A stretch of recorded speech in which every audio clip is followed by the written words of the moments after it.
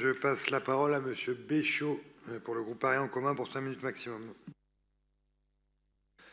Monsieur le maire, chers collègues, le 19e arrondissement, mon bel et cher arrondissement, compte de nombreux quartiers populaires et particulièrement 6 quartiers prioritaires de la politique de la ville. Afin d'y développer le mieux vivre ensemble, la ville de Paris a mis en place des mesures fortes.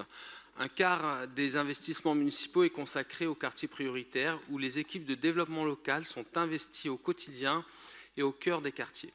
De nombreux dispositifs ont été développés en lien avec les différents signataires du contrat de ville. La réussite éducative en est un bel exemple. Au-delà des actions institutionnelles, je tenais à souligner l'importance des associations qui agissent chaque jour pour améliorer les conditions de vie des habitantes et des habitants.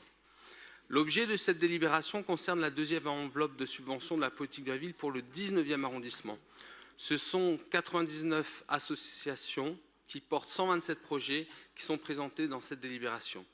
Ces associations, et je n'en citerai aucune tellement le choix m'a semblé difficile et tellement il me semblait injuste d'en citer une plutôt qu'une autre, proposent toutes des activités extrêmement variées et aujourd'hui extrêmement précieuses pour les habitantes et habitants.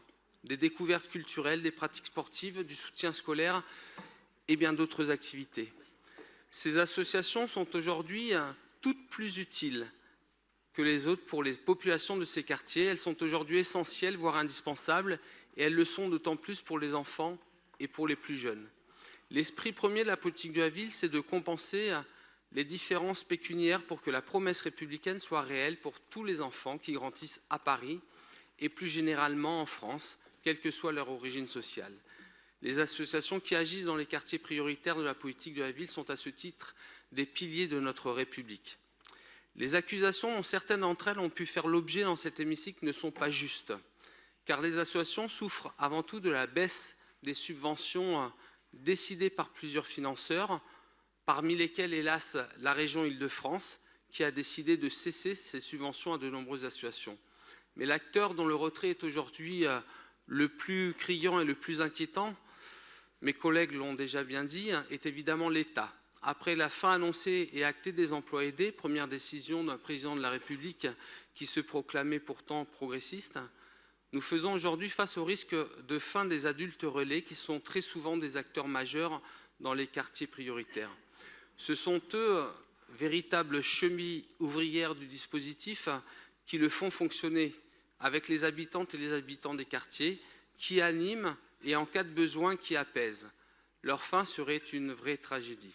En outre, il est inquiétant aujourd'hui, je souhaitais le mentionner, de voir fondre comme peau de chagrin les moyens du Fonds interministériel de prévention de la délinquance.